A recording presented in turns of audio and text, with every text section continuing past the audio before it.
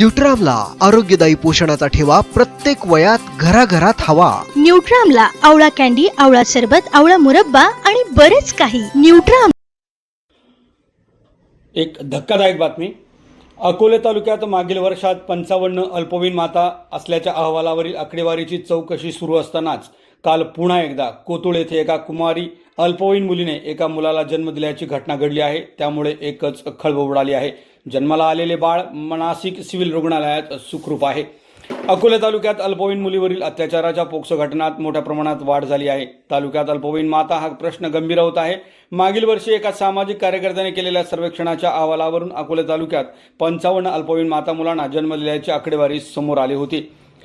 अकोल्यातील पत्रकार श्रीनिवास रेणुकदास यांनी हा विषय पुढे आणला होता। त्यावर शासकीय पातळीवर चौकशी सुरू आहे। त्यात मागील आठवड्यात तालुक्यातील करंडी व देवठाण गावात अल्पवयीन मुलीवर अत्याचाराच्या पोक्सो अंतर्गत 2 गुन्हे दाखल आहेत। आता काल कोतुळ येथे एका खासगी रुग्णालयात कुमारी अल्पवयीन मातेने मुलाला जन्म दिल्याची धक्कादायक घटना घडल्याने एकच खळबळ उडाली आहे। याबाबत अकोले पोलिसांत कोतुळ येथील एका खासगी डॉक्टरने फिर्याद दिली असून यात म्हटले आहे की 22 जून रोजी मी जनरल प्रॅक्टिस करत असताना त्या ठिकाणी परिसरातील एका गावातील एका गर्भवती मुलगी माझ्या क्लिनिकमध्ये येऊन पोटात दुखत असल्याचे सांगितले व बाथरूममध्ये कुठे गेली आहे असे विचारले असता बाथरूममध्ये जाऊन तिने बाळाला जन्म दिला।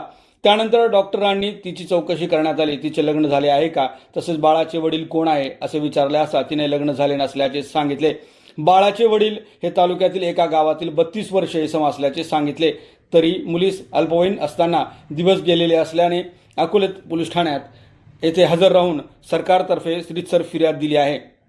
यावरून अकोले पोलिसांत गुन्हा दाखल करण्यात आला आहे। पुढील तपास पोलीस निरीक्षक संदीप कोळी यांच्या मार्गदर्शनाखाली सहाय्यक पोलीस निरीक्षक हजारे हे करत आहेत। आज दिनांकसाठी अकोल्याहून श्रीनिवास रेणुकदास।